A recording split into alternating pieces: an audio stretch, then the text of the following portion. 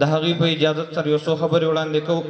ګرانو محترمو، زمونږه الحمدلله دلته چې کوم مرکز امام اعظم ابو حنیفه رحمت الله علیه کوم متخصصین حضرات دي، الحمدلله مونږ د مفتی صاحب محترم په استاذۍ باندې فخر کوو.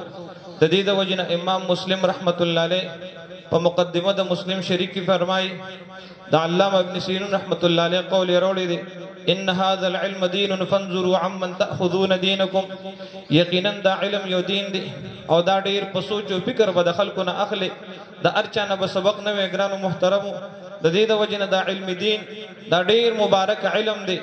امام مالک رحمت الله علیه فرمای: ليس العلم بكثرة الروايه وانما هو نور يضعه الله في القلب.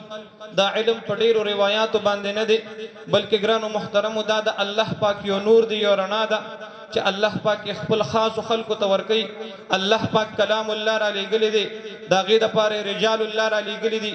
دا به د هر چا نه ناخلي. نن ګرانو محترمو د میډیا په ذریعه باندې، د فیسبوک په ذریعه باندې، د یوټیوب په ذریعه باندې مختلف قسمه فتنې روتې دي. نن ګرانو محترمو دغه فتنې زمونږ نن مسجد ته را رسېدلي دي، زمونږ اجرې ته را رسېدلي دي، زمونږ کور ته را رسېدلي دي. نن زما مقتدي ما پسې مونځ کوي.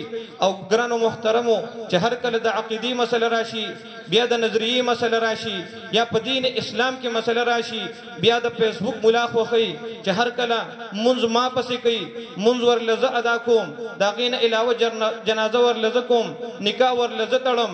او ګرانو محترمو چې هر کله د عقیدې خبر راشي، بیا د ذاکر نایک عقاید خراب عقاید خپلې. ګرانو محترمو نن د سر سید احمد خان داغه عقاید او نظریات چې دروس ترمذی کې علامه تقی عثماني صاحب دامت برکاتهم العالیه هغې فرمایي په برصغیر کې ړومبي منکر حدیث ګرانو محترمو هغه سر سید احمد خانو. نن داغه نظریات او عقاید هغه ماته په ګوته کوي. ګرانو محترمو نن لوی ګمراه انجینیر محمد علي مرزا ته وګوره په میډیا باندې کوم څه شروع کړي دي.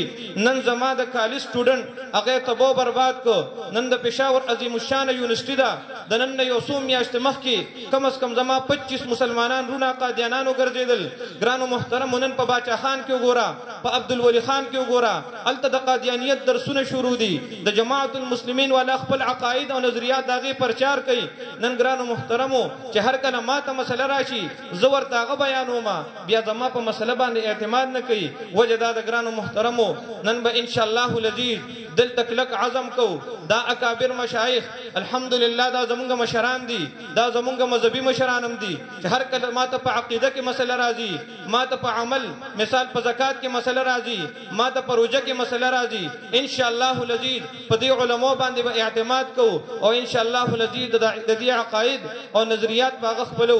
دلته الحمدلله زمونږ متخصصین حضرات الحمدلله یو کال تخصص کو. صرف یو خبره دې ته کول غواړم، انشاءالله العزیز خپل مطالعه کو، خپلو اکابرو باندې اعتماد ساتو او د مفتی صاحب محترم په مشوره باندې انشاءالله العزیز خپل علاقه کې کار کو. دا به موږ ته انشاءالله په دنیا او په آخرت په دواړو کې فایده وي. هذا واخر دعوانا الحمدلله رب العالمین.